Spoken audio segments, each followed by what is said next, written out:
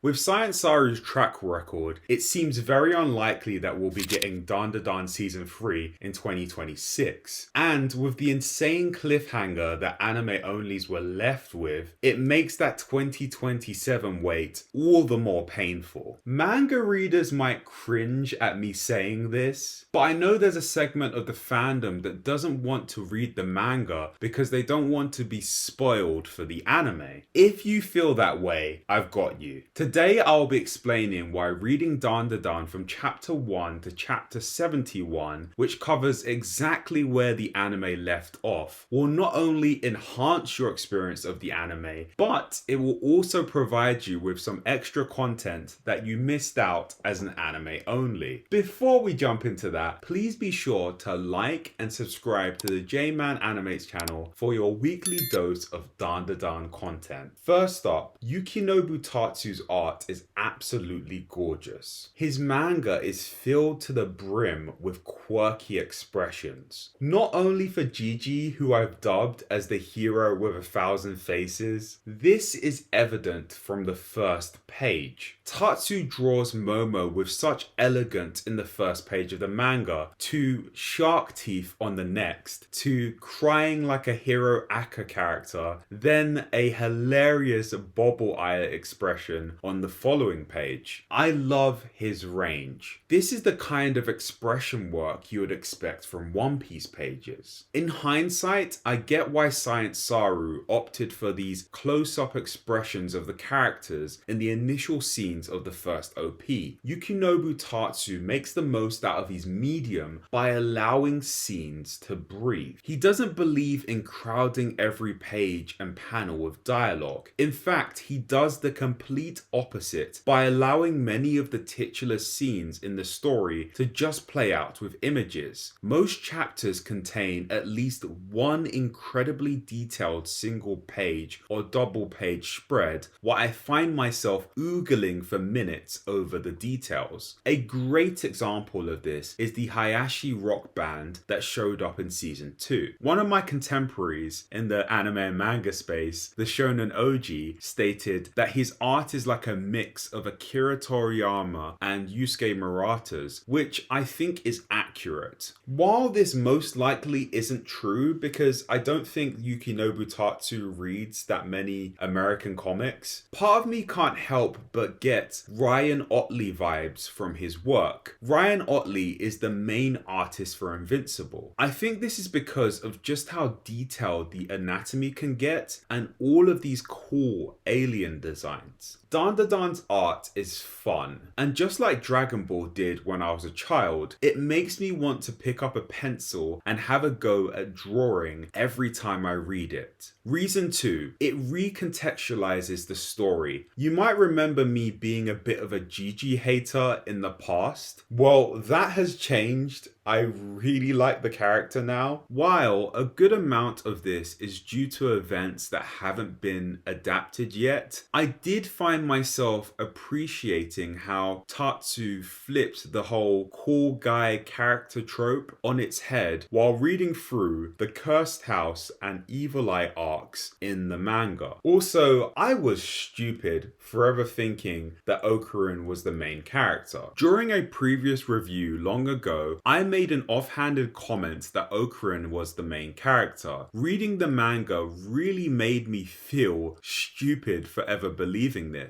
Dandadan doesn't have a single main character, but instead we have dual protagonists. However, if you were to make the argument for a main character, in all honesty, Momo has the stronger case. It stood out to me as soon as I picked up volume 1. When you turn to the blurb, it says, Momo Ayase strikes an unusual friendship with her school's UFO fanatic. Not only is she mentioned first, but she's also the first character we see in the manga, and she's the catalyst character pushing things forward. She approaches Okarun first, and he quickly reacts. She challenges him to prove his case for UFOs, and he simply mirrors her response. Momo does something, and Okarun reacts. This seems to be the pattern earlier on, as it takes some time for Okarun to get more of that main character energy. Reason 3, you appreciate the adaptation even more. You can see just how much care Science SARU put into adapting Dandadan. Observe how this one panel turns into this flamboyant walk from Momo, or how this couple of panels turns into Aira's amazing get ready with me routine. There are so many examples of this, and it can become this fun game to spot the changes. This isn't to say that the manga doesn't have its strong points over the anime, because in all seriousness, the Dandadan manga is horrifying. Some images are just